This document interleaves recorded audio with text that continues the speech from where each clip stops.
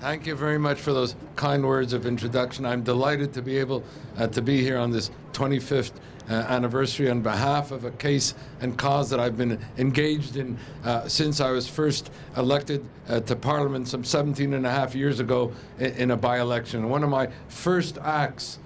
when I became a parliamentarian was to be able to have the privilege of taking up the case and cause of Professor Kunlun Zhang. He had been a colleague of mine at McGill University, where I was a law professor for 30 years before coming to Parliament. And not long after I came to Parliament, I learned that he had gone on a visit to China, where he was arrested, imprisoned, and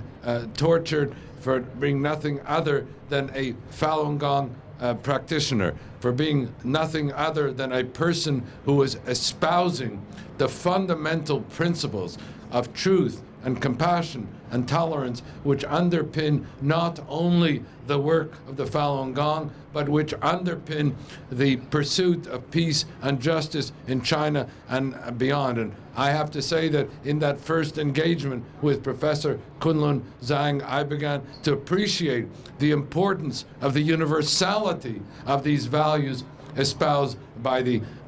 Falun Gong. Happily, at the time, after sustained public advocacy, Professor Kunlun Zhang was released. And I say this because, as I mentioned earlier in a press conference that we had on behalf of, yet again, another Chinese Canadian, Mrs. Sun, whom, as we meet, has herself been imprisoned in China for being nothing other than a Falun Gong practitioner. You see here a situation which is a case study, yet again, of what I call the criminalization of innocence, where people are imprisoned not for what they do, but for who they are, where a movement, a peaceful, spiritual meditation exercise movement like the Falun Gong runs the risk of having its practitioners detained, imprisoned, tortured, convicted, and the like, and where hundreds of thousands have found themselves in this pain and plight since the beginning of this assault on the Falun Gong practitioners in 1999. And so I join with you and join with all those who have appeared here today that we will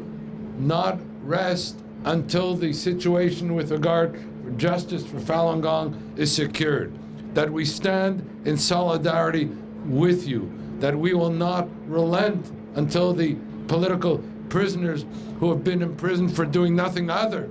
than, in effect, supporting values that are part of the ancient and great Chinese civilization, that we will continue to combat this culture of impunity with respect